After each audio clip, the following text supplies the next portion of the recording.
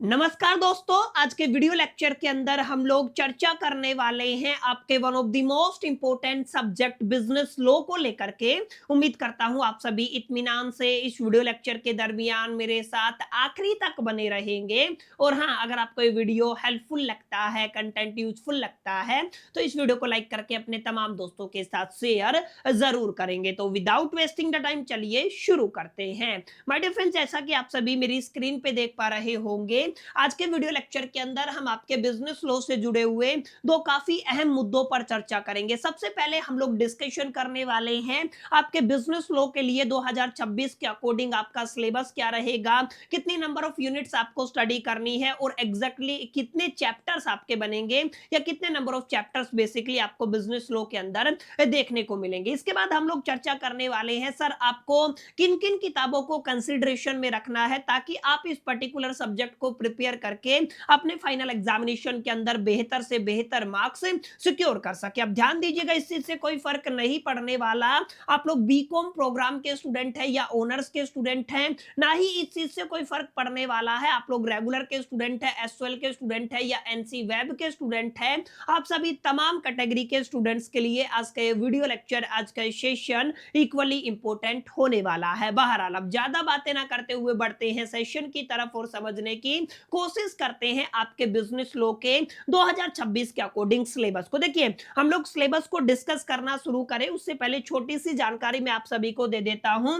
जैसा कि आप सभी जानते हैं, अगर आप लोग दिल्ली यूनिवर्सिटी के स्टूडेंट हैं तो ये वाला जो सब्जेक्ट है ना आपको सेमेस्टर 1 के अंदर ऑफर किया जाता है। अब आपको समझना क्या है, अगर आप लोग सर सेमेस्टर 1 की बात करते हैं फर्स्ट ईयर के दरमियान, तो आपके जितने भी कंपलसरी सब्जेक्ट होते हैं अमूमन दिल्ली यूनिवर्सिटी के अंदर कंपलसरी सब्जेक्ट को आप लोग डीएससी कैटेगरी के अंदर रख के चलते हैं। माने आप लोग मोटा मोटा क्या कह सकते हैं सर, एक कैटेगरी होती है जिसको आप लोग डीएससी कैटेगरी कहते हैं, जिसका फुल फॉर्म होता है डिसिप्लिन स्पेसिफिक कोर सब्जेक्ट, या इसको आप लोग बेसिकली मेजर सब्जेक्ट के नाम से भी जानते हैं। और दूसरा आप लोग इसको कहते हैं सर, यहां पर जितने भी सब्जेक्ट आपको ऑफर किए जाते हैं ना वो सारे के सारे कैसे रहते हैं, कंपलसरी सब्जेक्ट होते हैं, वहां पे चॉइस आपको देखने को नहीं मिलता है। तो जो फर्स्ट सेमेस्टर के दरमियान पहला जो आपका सेमेस्टर होता है उसके दरमियान आपको 3 डीएससी के सब्जेक्ट ऑफर किए जाते हैं, जहां पे पहला सब्जेक्ट आपका क्या रहेगा सर, फाइनेंशियल अकाउंटिंग रहेगा, जो 101% आपका प्रैक्टिकल सब्जेक्ट रहेगा। और दूसरा सब्जेक्ट जो आपको यहाँ पे कॉमन देखने को मिलेगा ना वो आपका बिजनेस लॉ रहेगा। ध्यान दीजिएगा, बिजनेस लॉ आप बेसिकली पहली दफा स्टडी करने वाले हैं, पहली बार स्टडी करने वाले हैं। इससे पहले बिजनेस लॉ के बारे में आपको कोई जानकारी नहीं दी गई है। और सबसे जरूरी बात क्या है, ऑल्दो ये जो सब्जेक्ट है ना आपका 101% थ्योरेटिकल रहेगा, लेकिन क्योंकि आपको लॉ को स्टडी करना है, मल्टीपल प्रोविजंस को आपको स्टडी करना पड़ेगा, तो ये आपकी फर्स्ट ईयर के जितने भी सेमेस्टर है ना उनके अंदर one of the difficult subject ये रहने वाला है। और दूसरा एस्पेक्ट ये भी है कि यहाँ पे भर भर के आपको केस स्टडीज देखने को मिलेंगी। इसका मतलब केस बेस्ड क्वेश्चन काफी डिफिकल्ट होते हैं और आपके एग्जामिनेशन के अंदर मल्टीपल केस बेस्ड क्वेश्चन पूछे जाते हैं। और तीसरा एक ये चीज भी आप लोग समझ लीजिएगा, अगर आप लोग तीनों सब्जेक्ट को उठा करके देखते हैं, फाइनेंशियल अकाउंटिंग की बात कर लीजिए, बिजनेस लॉ की बात कर लीजिए या बिजनेस ऑर्गेनाइजेशन एंड मैनेजमेंट की बात कर लीजिए, अगर किसी सब्जेक्ट का सबसे बड़ा सिलेबस रहने वाला है तो सर वो क्या रहेगा सर, आपका बिजनेस लॉ रहेगा।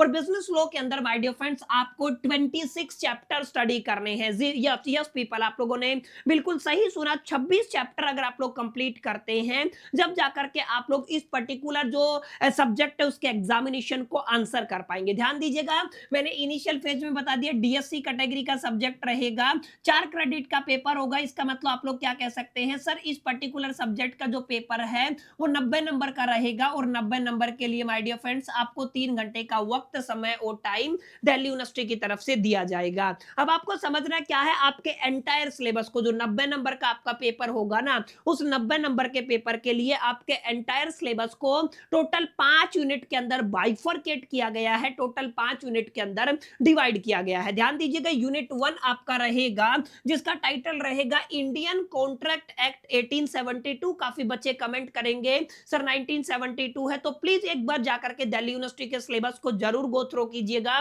आप लोग पाएंगे आपकी पहली यूनिट का टाइटल क्या है, the Indian contract act 1872। Clear है, ये आपकी पहली यूनिट रहेगी। Second unit my dear friends आपकी रहने वाली है discharge of the contract and the remedies for the breaches, को भी हम लोग काफी डिटेल में जाकर के स्टडी करेंगे।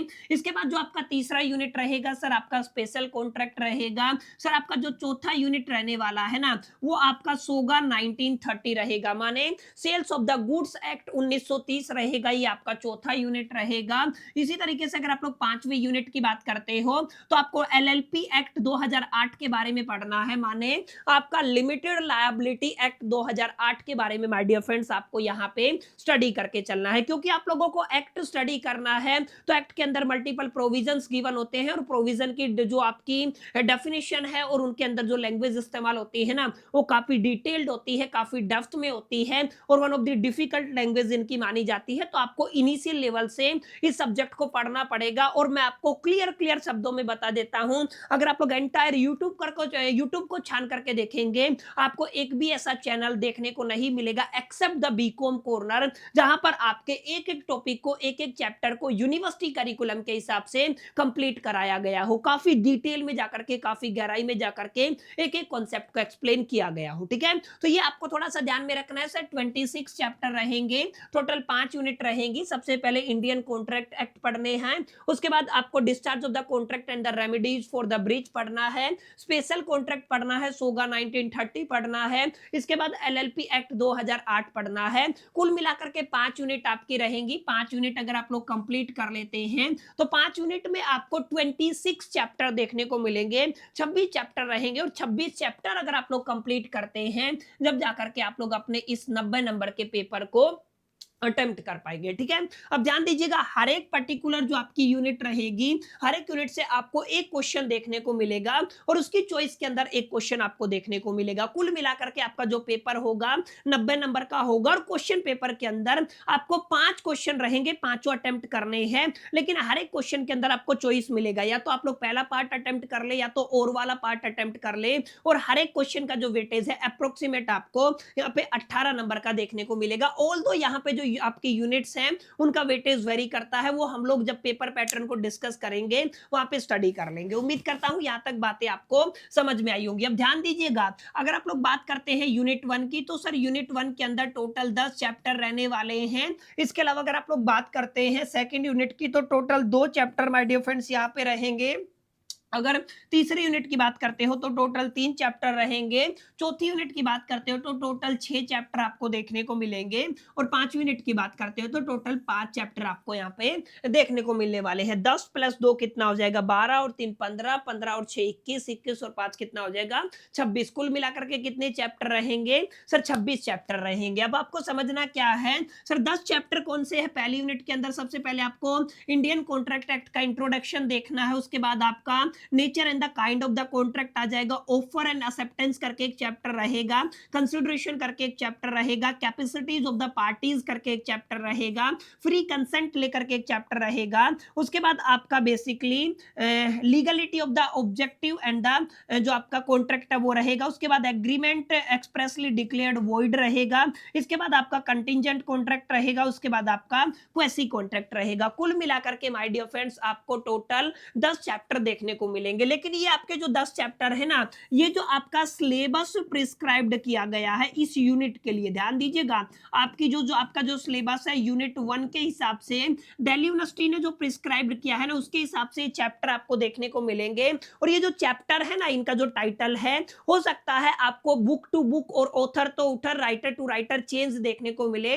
जैसे अगर आप लोग एसएल की किताब उठाएंगे तो हो सकता है आपको इतने सारे चैप्टर ना देखने को मिले, वहां पे हो सकता है पहले 4 चैप्टर को एक चैप्टर करके पढ़ाया गया हो, दूसरे 4 चैप्टर को एक साथ पढ़ा दिया हो, बच के 2 चैप्टर को एक साथ पढ़ा दिया हो, ऐसी पॉसिबिलिटीज हैं। लेकिन जो इंपॉर्टेंट टॉपिक्स है जिनको मैंने चैप्टर की फॉर्म में यहाँ पे लिखा है वो आपके 10 चैप्टर रहने वाले हैं, इनको आपको अच्छे से नोट कर लेना है। इसी तरीके से सेकंड यूनिट के अंदर आपको 2 ही चैप्टर पढ़ने हैं। सर पहला क्या रहेगा डिस्चार्ज ऑफ द कॉन्ट्रैक्ट रहेगा, दूसरा क्या रहेगा remedies for the breach of the contract रहेगा। इसी तरीके से यूनिट 3 के अंदर आपको contract of the indemnity and the guarantee को पढ़ना है, बेलमेंट एंड द प्लेस को पढ़ना है, इसके अलावा आपको एजेंसी को पढ़ना है, ठीक है। ये वाला टॉपिक रहेगा। सोगा के अंदर sales of the goods act के अंदर आपको कॉन्ट्रैक्ट ऑफ द सोगा पढ़ना है।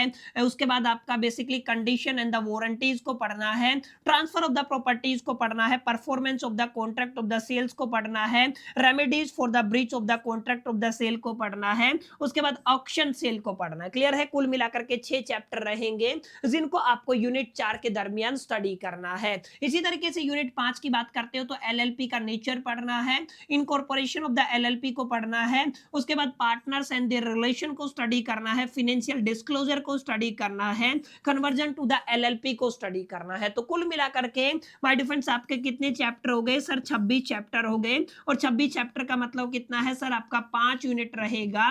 और 5 यूनिट का मतलब क्या है सर? आपका एंटायर सिलेबस 90 नंबर का सिलेबस क्या होने वाला है? कंप्लीट होने वाला है, ठीक है। तो माय डियर फ्रेंड्स ये आपका 101% सिलेबस रहेगा जिसको आप लोग डेफिनेटली कंसीडर कर सकते हैं, जिसको आप लोग डेफिनेटली फॉलो कर सकते हैं, ठीक है। तो आई होप कि आपको ये समझ में आ गया होगा कितनी यूनिट रहेंगी और यूनिट के अंदर कितने चैप्टर आपको पढ़ने हैं, उनका टाइटल क्या रहेगा। अगर आप लोग स्क्रीनशॉट लेना चाहें तो ले सकते हैं। एक बार मैं साइड हो जाता हूं ताकि आप लोग इजीली इसका स्क्रीनशॉट ले ले। एक बार आपने स्क्रीनशॉट ले लिया तो हम लोग थोड़ा आगे बढ़ने वाले हैं और हम आगे जाकर के डिस्कशन करेंगे सर किताब कौन सी खरीदनी है, क्या एसएल की किताब से काम चल जाएगा या अलग से किताब खरीदनी पड़ेगी। ध्यान दीजिएगा, अगर आप लोग बेस्ट किताब की बात करते हैं, अगर आप लोग चाहते हैं कि सर हमें कोई बेहतरीन सी किताब मिल जाए तो डेफिनेटली मैं आप सभी को एक ही किताब सजेस्ट करूंगा सर। ये टेक्समैन पब्लिकेशन की तरफ से बिजनेस लॉ करके बीकॉम प्रोग्राम और ऑनर्स दोनों के लिए टेक्स्ट बुक आती है जो बेसिकली भूषण कुमार गोयल और किनेरी जैन ने मिलकर के लिखा है। दोनों अच्छे ऑथर्स हैं और इस किताब को मैं पिछले साल से पढ़ा रहा हूं। पिछली बार भी मैंने इस किताब का पूरा कंटेंट कवर कराया था और जो आपकी यूनिवर्सिटी गाइडलाइन के अकॉर्डिंग इस किताब को डिजाइन किया गया है और सबसे बेहतरीन किताब मेरे को ये लगी। वैसे तो मैंने मल्टीपल जो बुक्स है उनको एक्सप्लोर किया है, according to me and my personal experience definitely आपको इस किताब को कंसीडर करना चाहिए। और ज्यादा महंगी नहीं है, करीब करीब 800 रुपए के आसपास का इसका एमआरपी रहेगा। तो डेफिनेटली अगर आप लोग किताब खरीदना चाहते हैं तो इस किताब को कंसीडर कर सकते हैं। बाकी अगर आप सभी के पास एसएल का स्टडी मटेरियल है तो डेफिनेटली आप लोग एसएल के स्टडी मटेरियल को भी प्रीफर कर सकते हैं। इन दो सब्जेक्ट जहां पर आपको केवल थ्योरेटिकल कॉन्सेप्ट की क्लैरिटी चाहिए, प्रैक्टिकल सब्जेक्ट के केस में आपको एसएल के स्टडी मटेरियल को अवॉइड करना है, वहां पर आपको डेफिनेटली बुक्स परचेज करनी ही पड़ेंगी। क्लियर है? तो my dear friends it's all about the business law. उम्मीद करता हूं आपको समझ में आया होगा, क्लैरिटी मिला होगा कि सर एग्जैक्टली सिलेबस क्या रहेगा और कौन सी किताब हमें खरीदनी है। उम्मीद करता हूं आपको छोटा सा वीडियो पसंद आया होगा, सेशन आपको अच्छा लगा होगा। वीडियो अच्छा लगा तो इस वीडियो को लाइक जरूर कर दीजिएगा, दोस्तों के साथ शेयर करना मत भूलिएगा। पहली दफे चैनल पे आए हैं तो सब्सक्राइब करके बेल आइकन को जरूर प्रेस कर दीजिएगा। इस वीडियो के अंदर इतना ही, मिलते हैं नेक्स्ट वीडियो के अंदर। जब तक के लिए मैं तो सोल दी bye, still the keep learning.